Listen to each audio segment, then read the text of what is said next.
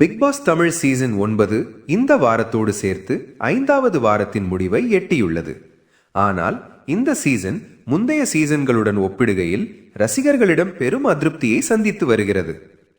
இப்படி இருக்கும் நிலையில் இந்த வார எவிக்ஷன் நிகழ்ச்சியின் மீதான நம்பகத்தன்மையையே ரசிகர்கள் கேள்வி எழுப்பும் அளவுக்கு சர்ச்சையாகியுள்ளது.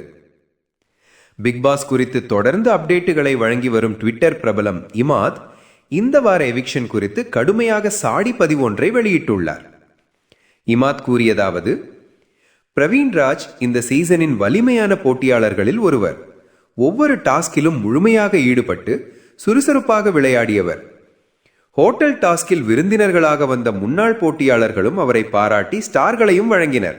ஆனால் இப்படி ஒரு போட்டியாளர் எதற்காக வெளியேற்றப்பட்டார் என கேள்வி எழுப்பியுள்ளார்.